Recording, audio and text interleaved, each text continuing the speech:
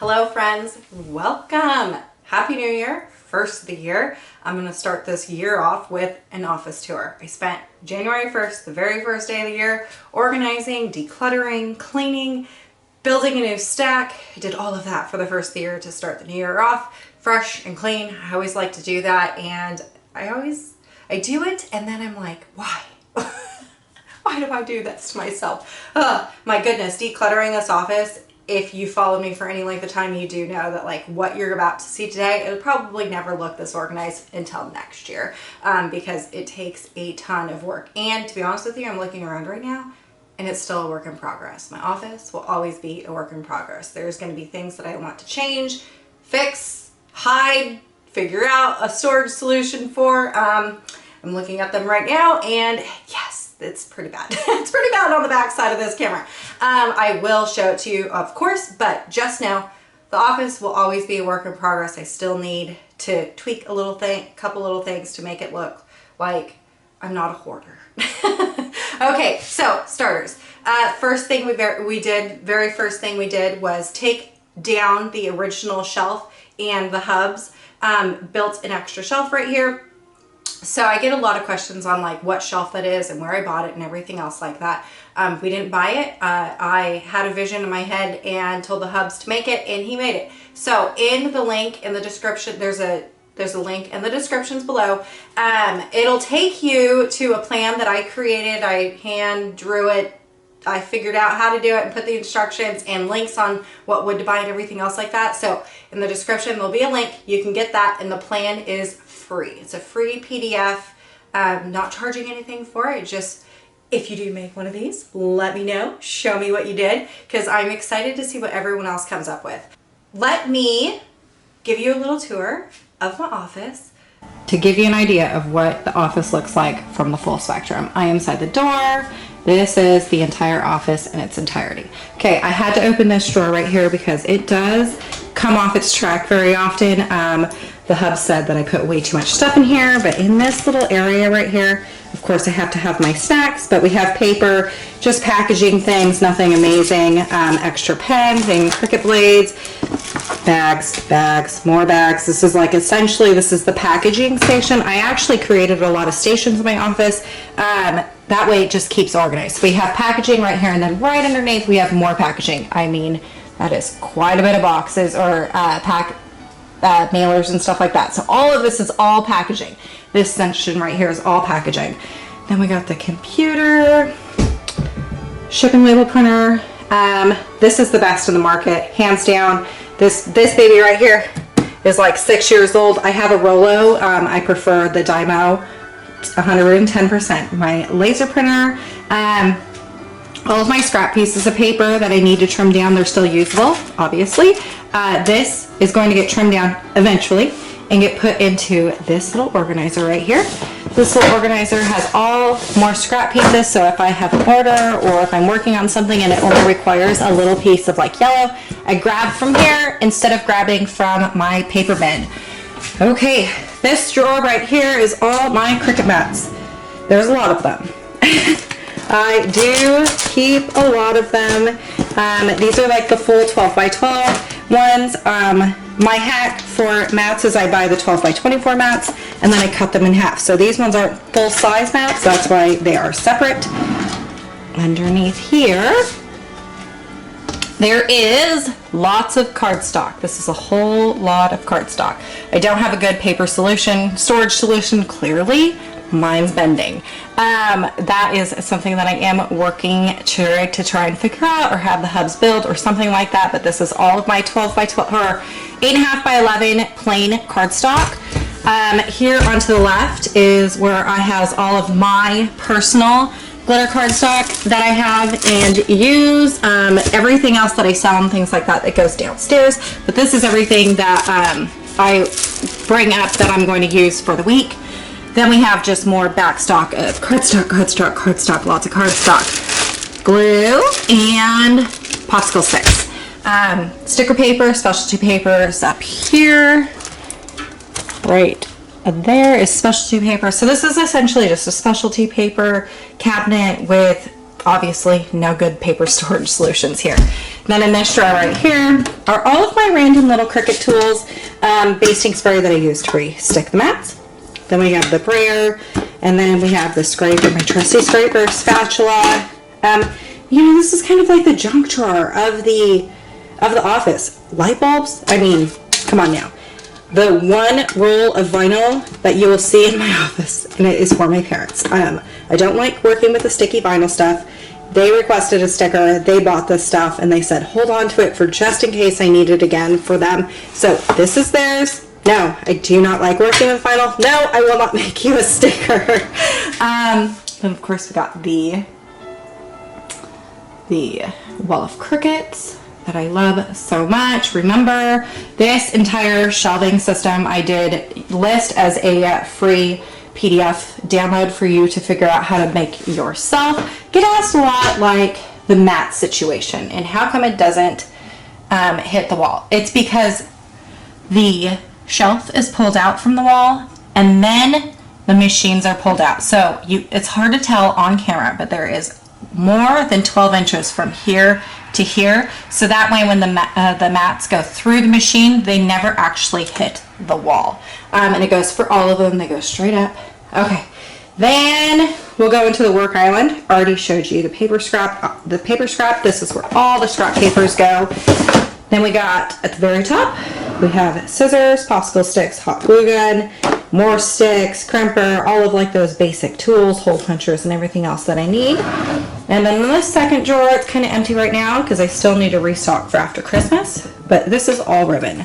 Ribbon, tool, all the things go in here. Again, need to restock it. Then we got right here is, this is what I use, the cardboard papers I use to package like cake toppers and cupcake toppers and newborn through 12-month garlands. So that's what that is. And this is just essentially overstock. So we got more sticks, pins, hot glue gun, hot glue sticks for the gun is right here.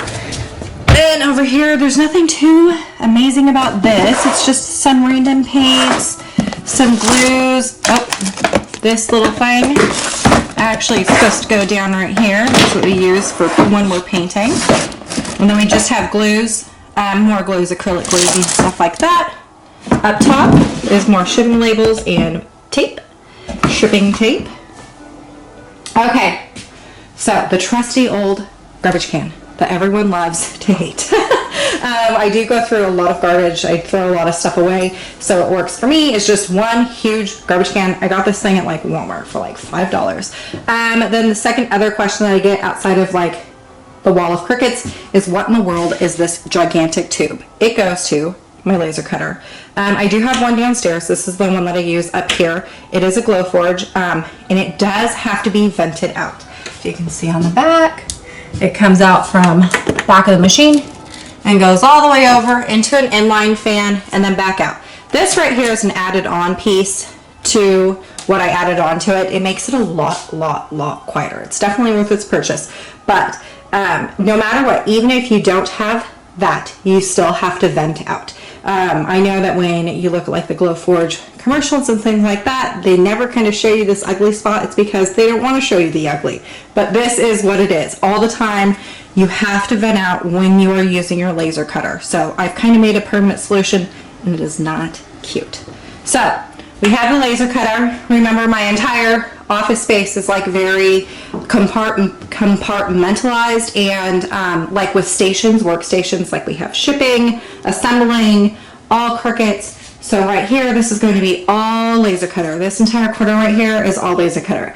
Remember what I said I got some ugly spots in my office? This is one of them. So this is all laser cutter and everything that goes with this craft, I guess is what you should call it. So we got the laser cutter. Underneath here, we have more acrylic, more wood, just everything that you need to use with the laser cutter. It is all right here. And then over to the left, the same kind of concept that we had with the scrap cardstock. All of this right here is scrap acrylic. So I always grab from here first if I'm working with acrylic. Acrylic and wood are very expensive. So saving your scraps until they're no longer usable, I always suggest doing that. So I got this, I got both of these things, this little drawer and this little drawer. I both got them at Walmart or at Michael's craft store. And I think they're like $50 a piece. I'm not entirely sure, but I love them. And I do need to do like a little label to know, but like I can kind of know. I can kind of know what everything is. Then we just have a lot of junk, a lot of laser cutter junk, pizza peels, cutting boards, you know, all those things that I need to laser cut things are just all right here. And it's really ugly. Okay, so this is what I call the HTV Island, or the sublimation station, or HTV Island. It is essentially everything that you're going to need to use the heat press for. The heat press, or the easy press, or the mug press, you get the picture. Anything that's going to require heat, it is going over here. I do have an off-branded heat press. I like the fact that it swings back and forth. Does like that. I do have an easy press, a crooked easy press. I'm not totally in love with it. Because I have this, I always use this. But if I need to be portable, I use this one. I can tell you the last time I used this one was like 6 months ago. So I always use this one. The reason why I purchased this one is because it came with a whole lot of attachments, like a mug press. And then there's more in here too. There is a hat press and a plate press. And I think there's one more in here. I'm not entirely sure. But this is why I got this one. It's really affordable, and you can actually get this entire setup for the price of one large one of the Easy Press. That's why I bought that. And then this little guy, this outside of my heat press, this little guy is like my favorite little thing ever. If you're doing shoes, like HTV on shoes, or small little areas that you just need a little bit of heat, this thing is amazing. I love him. The mug press does work. I use it all the time on these sublimation mugs. All of my sublimation paper and inks are all in here. And then we have I converted an Epson printer into a sublimation printer, which is perfect because I don't do a whole lot of sublimation. I wasn't going to spend the high dollars to get a nice, real sublimation printer. Then we just have a whole bunch of HTV, and then over here is just more HTV, more sublimation stuff, a lot of HTV. No good storage solution for it, just a whole lot of drawers, and I just shove them all in there. Okay, so going on to another ugly spot in my office is this. I feel like I just need doors to like shut the door, call it a day, be done with it. Don't want to see it. But this is all like my backstock product that I've already made. My sewing machine. Just a little hint, I don't like the sew. Why I have a sewing machine, I have no idea, but I don't really care to use it. But this is all like pre-made products that I've done that haven't sold yet, or just samples or anything else like that. I have another one of these that I'm going to show you here in a minute, and it's just like extra. It looks ugly. It's old. It's so old. But just like extra random pieces of different themes that I have going on. Oh, that one's empty. Here, let's do this one. Just extra random pieces, little ones that get lost really easily. I just cut extras out, throw them in there. Then we have kind of like the overstock area. Most of it's empty anyways, but like too many printed out pieces of paper, just some random makeup bags. There's like clear shipping bags here. So it's just kind of like an overstock where I take all the pictures for all of my products. You can tell there's already something there that still needs to be taken down. I think I still need to photograph this actually. I am not entirely sure. But this is where I take all of my pictures. I get this wall. It's shiplap wood at Lowe's. I think it was like $10 a box, and I did 2 boxes for this. So super cheap and affordable and a permanent fixture, but it makes your photographs look so much better. And then just the wall of craziness, all of my random decorations that I make, or cards that other people send me, I keep up here. And then going back to that black thing that's right there. we got some white ones over here. This is like the more popular themes that I have going at the second. When they become not popular, I put them in the smaller bins, but because I sell a lot of fruit things, I keep it right here so it's easier for me to reach. Same thing over here, all of this. Extra pennants, just extras of everything. Calendar, I can tell you right now, I hardly ever fill this in. It is January and it was my goal to like have this filled out, and so I did it for January. Come February, I doubt that it'll be changed. But that is it. That is the office in entirety with all of the ugliness to go around, but I'm so proud of this thing. I know that there's going to be a lot of questions about a lot of things that I've shown you in the office. Just leave them in the comments field and I'll be sure to answer all of the questions for you. Hopefully I can get to it, or answer all your questions or have links for it or anything else like that. I'll totally help you as much as possible. Oh, last thing, I do know I get asked a lot. I don't have links for these, but all of these white things that are down here are purchased from the open stock cabinets at Lowe's. You can get them at Home Depot too. Any hardware store has them. And then this is just butcher block countertops, also found at the hardware store. The Hobbs just installed it, and then he didn't actually have to cut any of the